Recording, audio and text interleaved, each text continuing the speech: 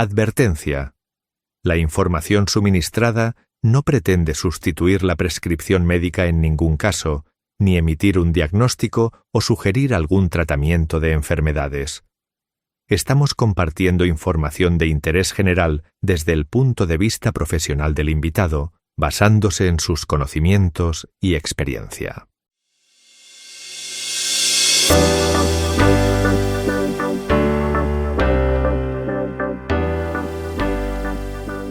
Hola amigos de Parlar, bienvenidos a otro episodio en el que vamos a hablar de un tema que nos compete a todos los papás. Recuerden que este es un espacio creado por mamás y papás para toda la comunidad.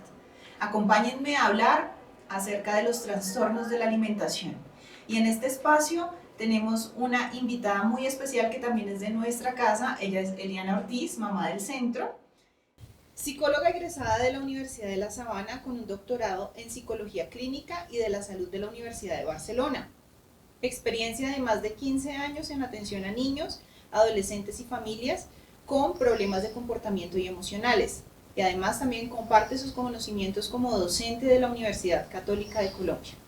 Bueno, Eliana, bienvenida, gracias por haber aceptado la invitación de Parlar a venir a educarnos sobre el tema de los trastornos de la alimentación y cómo como papás podemos tener una guía a la hora de detectarlos o si estamos lidiando con ellos, saber cómo podemos hacerlo mejor.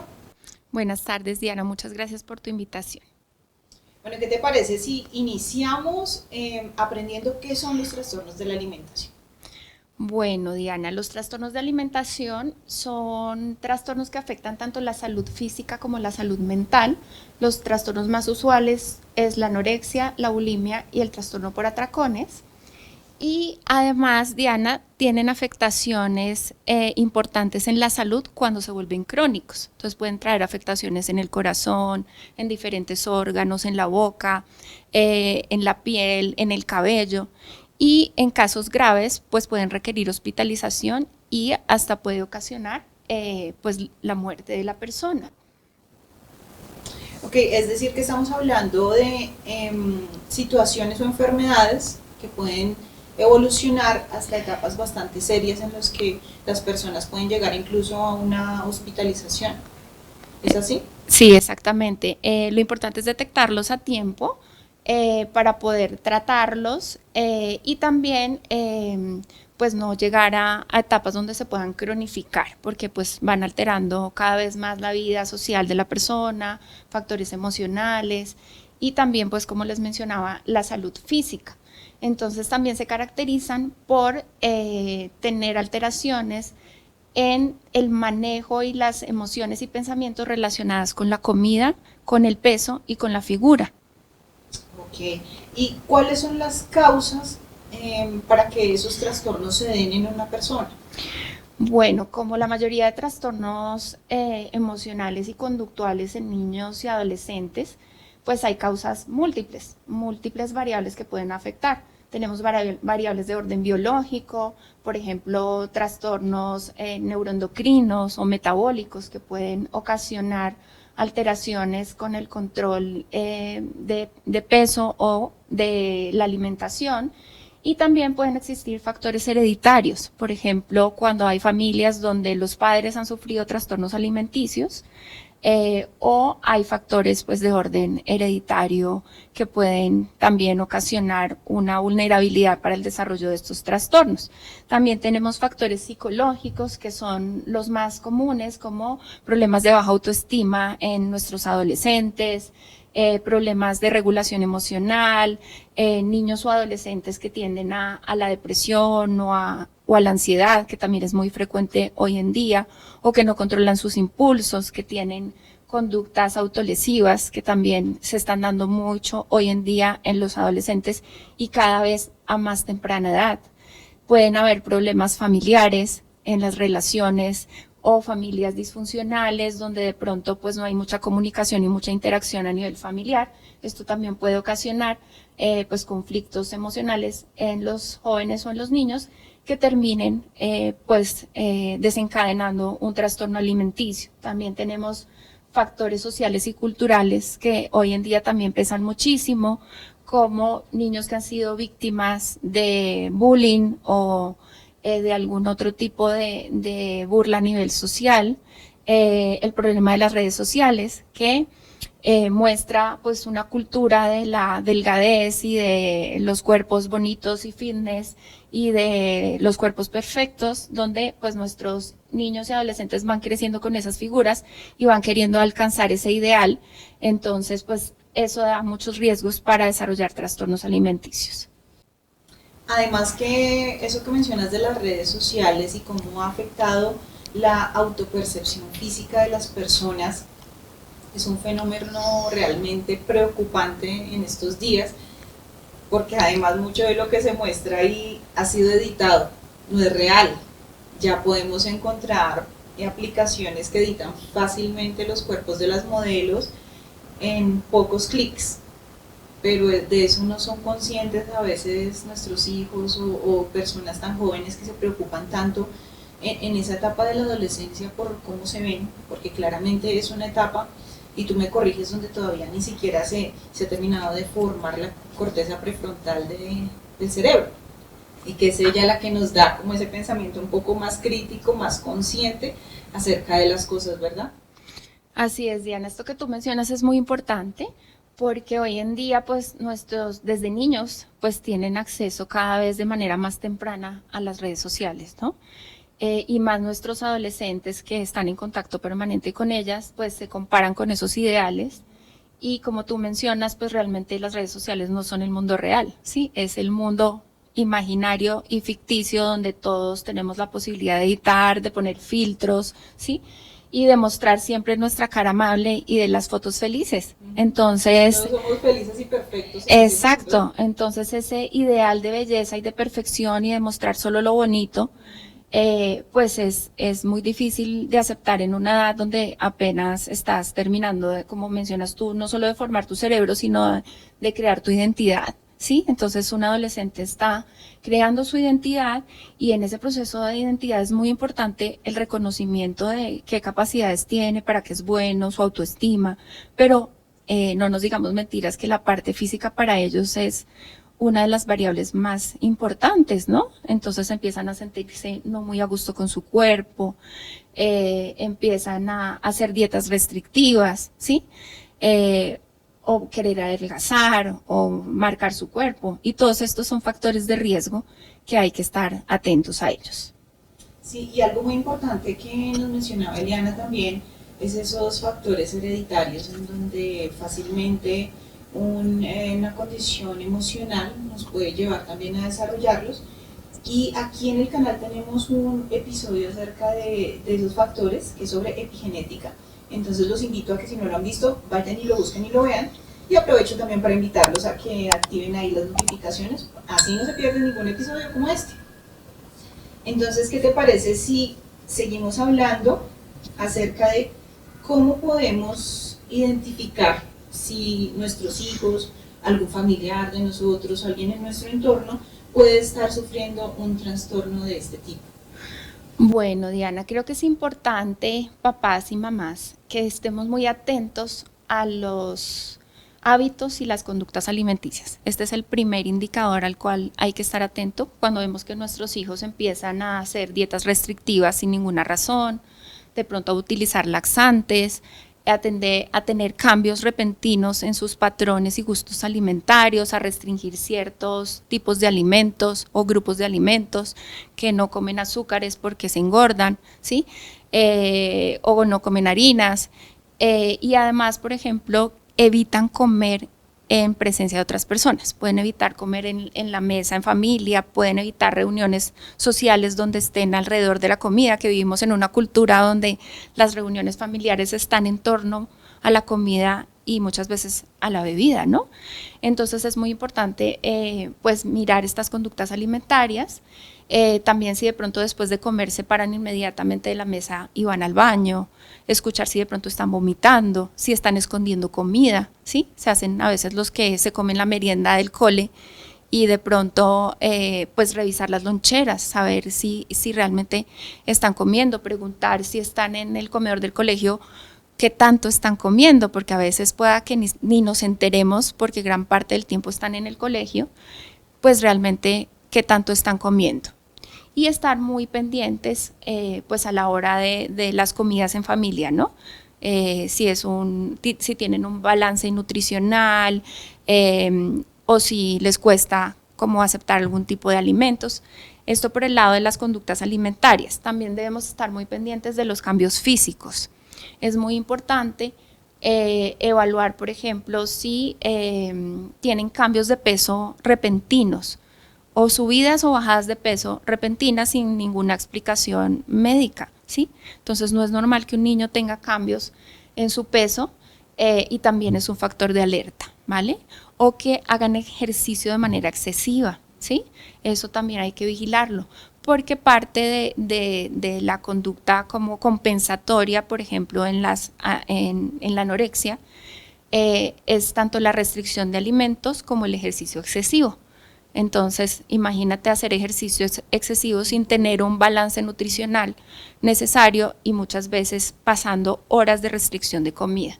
Entonces, es muy importante vigilar también la cantidad de ejercicio que hacen y vigilar también, por ejemplo, hasta el uso de la ropa, ¿sí? Si cambian un poco su moda por ponerse ropa holgada siempre porque no quieran que se les vea el cuerpo, ¿sí?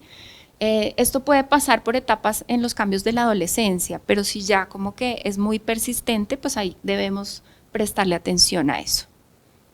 Vale, muy interesante eso porque, en mi opinión, esto se resume en que seamos muy observadores de nuestros hijos y estemos muy atentos a lo que ellos están haciendo, no de pronto como siendo vigilantes todo el tiempo, pero sí, si nosotros los conocemos, sabemos qué les gusta, sus hábitos, usualmente qué comen, es muy extraño que se cambien esas conductas de un momento a otro. Entonces sí, el estar atento a esos pequeños detalles me parece que es lo crucial para que podamos hacer una detección en una etapa temprana.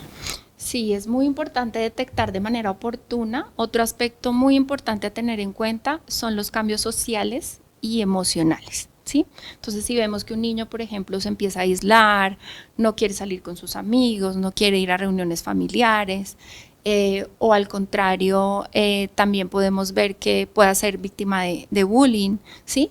Que esté deprimido o muy ansioso o que tenga una baja autoestima. Todos estos son factores de riesgo para desarrollar problemas emocionales y también trastornos alimenticios. Hay que estar muy, muy atentos al comportamiento de nuestros hijos a nivel de socialización, de manejo de emociones, porque aunque en la adolescencia es normal que haya cambios, pues cada vez hoy en día vemos niños más pequeños que empiezan a tender a rasgos de problemas de conducta alimentaria y problemas emocionales. Y generalmente los trastornos de la conducta alimentaria no vienen solos, ¿sí? Vienen acompañados de sintomatología emocional como la que les he manifestado: ansiedad, depresión, baja autoestima, problemas en las relaciones interpersonales. Entonces todas esas son señales de alerta. Un niño que no comunica sus emociones, que no quiere hablar de lo que le pasa en el colegio, que es muy reservado, que es muy introvertido, ¿sí? Entonces debemos estar muy atentos a todas estas manifestaciones.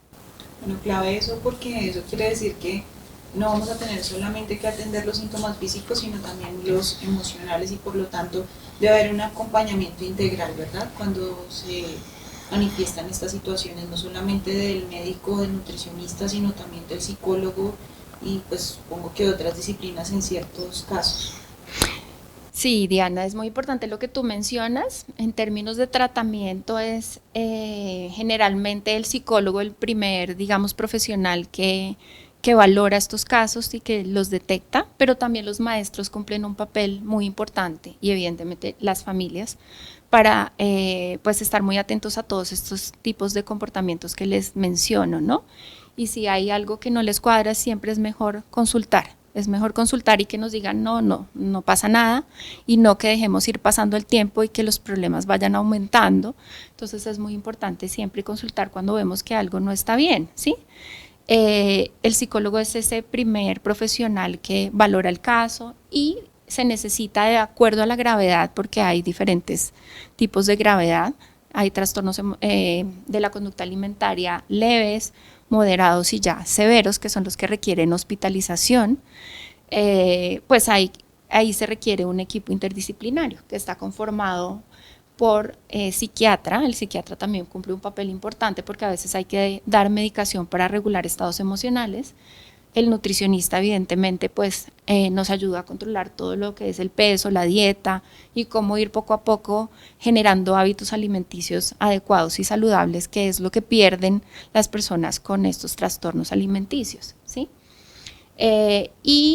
Muchas veces, en ocasiones cuando es severo, en las hospitalizaciones interviene hasta terapia de lenguaje o fonoaudiología, porque tienen que enseñar nuevamente a tragar. O sea, es tan grave que se puede hasta cerrar la tráquea y pueden tener problemas para pues degluir la comida, porque se cierra pues todo el aparato pues respiratorio, y que requiere pues para una buena alimentación. En ocasiones incluso requieren suero intravenoso, y en casos muy graves requieren sondas para alimentación. Entonces realmente lo importante es detectar a tiempo para que no lleguen a estos estados, además porque el tratamiento es un tratamiento que entre más tempranamente más fácil pues y más corto va a ser. Si está ya más severo el trastorno, pues obviamente se va a demorar más tiempo el tratamiento y va a requerir pues un equipo interdisciplinario y un manejo mayor, y muchas veces hospitalización,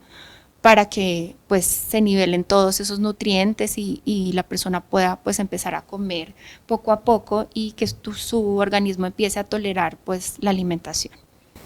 Y has mencionado algo que me parece importante destacar, y es el papel del psiquiatra y la medicación, porque hay muchos tabúes alrededor del tema de tomar medicación para estas condiciones emocionales, en donde dicen que se va a crear dependencia, que ya luego no vamos a ser normales, que bueno, que es la primera etapa para luego que ir interno a algún sitio de reposo, pero es también es ser conscientes y educarnos sobre el tema, no actuar con supuestos y creencias que vienen arraigadas en nuestra cultura, porque en lo que me han enseñado todos los papás que se han venido a sentar allí y lo que hemos investigado para tratar estos temas aquí, he entendido que el cerebro es como cualquier otro órgano, y tú me corriges, si no funciona bien, si sus conexiones no están bien, estas medicinas lo que van a hacer allí es a apoyar esas funciones del cerebro para que éstas vuelvan a funcionar como deben hacerlo. Entonces no debemos tenerle miedo a la medicación, sino al contrario, si nos dicen que es necesaria, ser muy juiciosos para tomarles, porque eso nos va a ayudar a que el tratamiento pues sea exitoso y efectivo en quien esté padeciendo un trastorno de este tipo. Sí, Diana, es muy importante lo que tú mencionas. Realmente, pues sí he encontrado pues en todos estos años de experiencia de trabajar con niños, adolescentes y familias, que todavía persiste un tabú en nuestra cultura sobre el tema de la medicación. Y en muchos casos, cuando uno sugiere apoyo psiquiátrico, valoración psiquiátrica, porque el que determina si necesita medicación o no es el psiquiatra, y qué tipo de medicamento es el adecuado, teniendo en cuenta la edad, las características de la persona, obviamente su diagnóstico, el nivel de los síntomas, pero muchos se resisten a no consultar. ¿Y qué pasa con esto? Que los problemas se van cronificando. Entonces, si tenemos una sintomatología depresiva leve y no van a terapia, ¿sí? Se empiezan a encerrar en sí mismos, no quieren a veces ni ir al colegio, ¿sí? Pues obviamente esto va aumentando.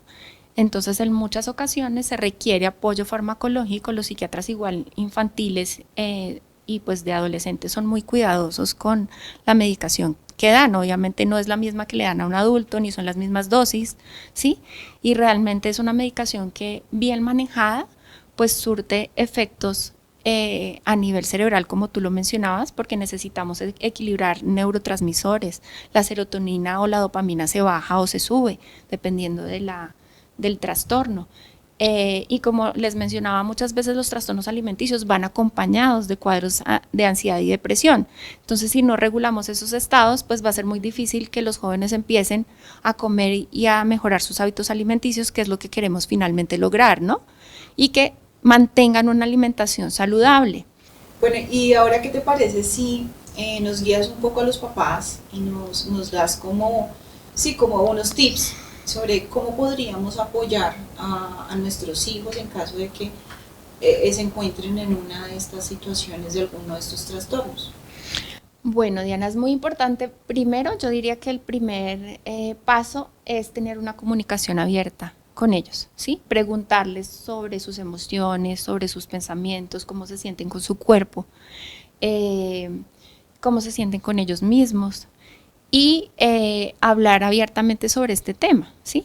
A veces tenemos miedo de hablar de que ponerle nombre a las cosas, ¿sí? Puede ser o factor de riesgo de que está con unas conductas que no son como tan usuales y que pueden crear un riesgo de desarrollar el trastorno, o puede ser que ya tengan el trastorno y que ya tengan un diagnóstico. Entonces, en cualquiera de los casos, creo que la comunicación debe ser ese primer paso, hablar con ellos sobre eso y no juzgar, ¿sí? Porque a veces los padres pues nos angustiamos evidentemente con ver este tipo de conductas en nuestros hijos o con pues saber que ya hay un diagnóstico. Y lo que hacemos muchas veces es como recriminarlos, pero ¿por qué haces eso? Pero ¿cómo así? Si aquí lo tienes todo, pero es que te damos todo. Ese tipo de juicios a veces no ayudan y lo que al contrario hacen es que nuestros hijos se alejen y tomen distancia. Y sobre todo en la adolescencia es muy importante una comunicación cercana, abierta con ellos. Si bien somos figuras de autoridad y debemos poner límites y normas, pues eso no quiere decir que no podamos ser cercanos y tener una comunicación abierta con nuestros hijos de todos los temas, ¿sí? Y esos temas incluyen el cuerpo, cómo se sienten con sus emociones, cómo se relacionan con los demás, ¿sí? Y todos estos aspectos que estamos mencionando. Bueno, y para finalizar, ¿qué te parece si nos das recomendaciones a los papás acerca de esa buena gestión de la alimentación que podemos hacer desde casa para evitar tal vez llegar a ver uno de esos trastornos en nuestra familia, en nuestro entorno?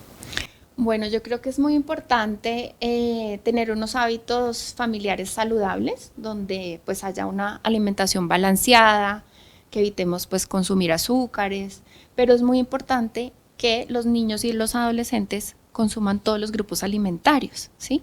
Ellos necesitan harinas, necesitan proteínas, lo único que no necesitan es azúcar, ¿sí? Pero de resto necesitan todos los grupos alimentarios, los lácteos, al no ser que obviamente tengan pues una restricción médica. Entonces es muy importante con el ejemplo enseñarles a comer bien. En ese comer bien es muy importante vigilar los horarios de alimentación. Hay que desayunar antes de irse al colegio. Yo he escuchado a muchos papás que es que no le gusta desayunar y entonces empiezan el día escolar sin desayuno, que es la comida más importante del día. Y es una comida que debe ser balanceada, con proteína, lácteo, una fruta, una harina, ¿sí? Y se debe ojalá comer en familia, desde esa comida inicial que es el desayuno, porque generalmente pues el almuerzo entre semana no lo hacen con nosotros, y en la noche la comida o la cena, ¿sí? Es muy importante sentarnos a la mesa a comer, no solamente para que nosotros seamos ejemplos de comer sano, sino porque es el espacio donde hablamos con nuestros hijos, donde les preguntamos cómo les fue en el día de colegio, donde les preguntamos cómo se sienten, donde ellos se van a sentir de pronto comprendidos y apoyados. Entonces es muy importante estos aspectos.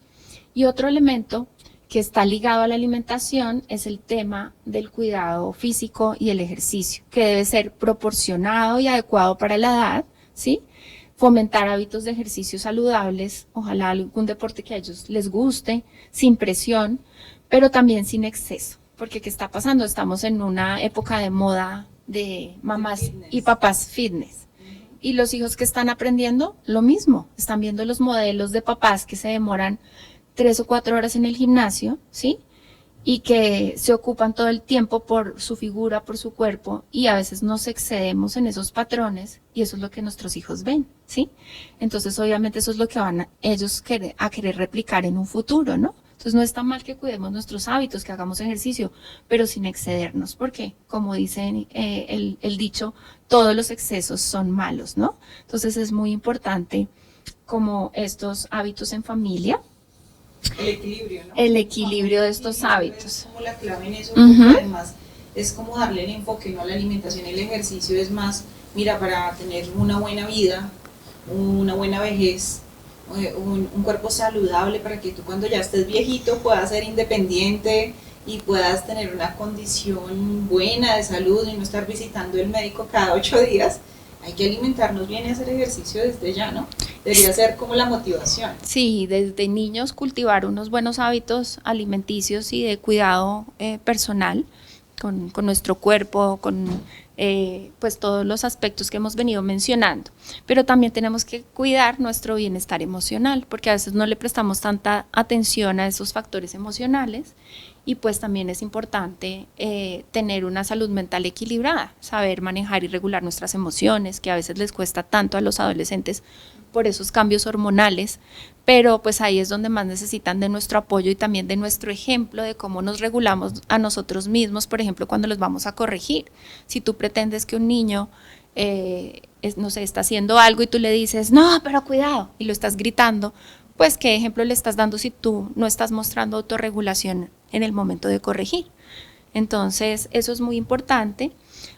Y otro aspecto muy importante, y creería yo que clave, es no hacer juicios y enseñarle a nuestros hijos a no hacer juicios sobre el cuerpo y la apariencia de las demás personas, porque vivimos en una cultura donde a través de las redes sociales y hasta en las mismas familias fomentamos comentarios como, ay, es que está cachetoncito, ay, es que está un poquito gordita, ay, es que cuidado porque está subida de peso, ¿sí? O mira lo que te estás poniendo, ¿sí? Entonces ese tipo de comentarios en un adolescente y un niño que está preadolescente también,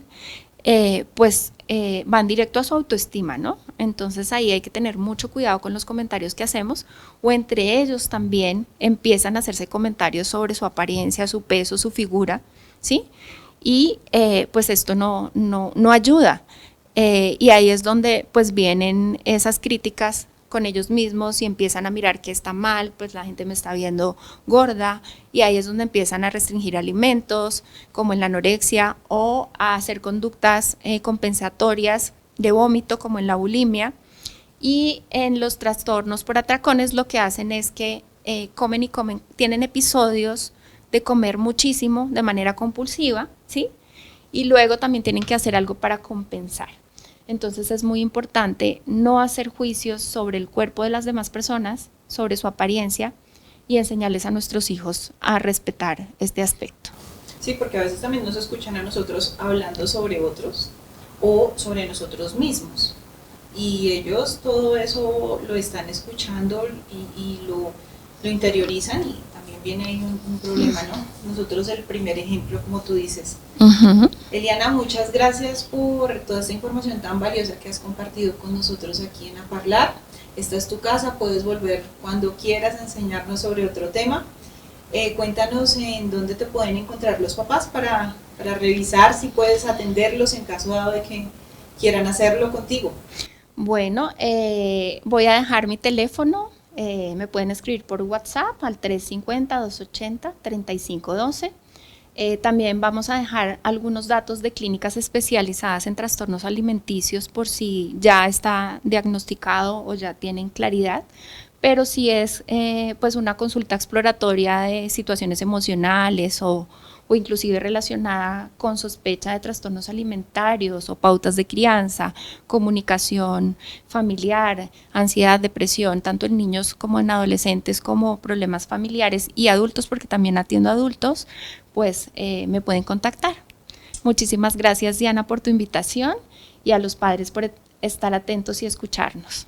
Claro que sí, Eliana, es todo un gusto, y ustedes estén pendientes porque aquí abajo en la descripción del video va a quedar esa información tan importante que nos puede servir a todos, de lo que nos acaba de mencionar Eliana. Bueno, y gracias por acompañarnos a ustedes también en este episodio de A Parlar. Recuerden que este es un espacio creado por la Asociación de Padres de Alumnos del Centro Cultural y Educativo Español Reyes Católicos. No olviden darle like a este video si les gustó, compartirlo con alguien que lo necesite y activar ahí la campanita de las notificaciones para que no se pierdan ningún episodio. Hasta la próxima. Adiós.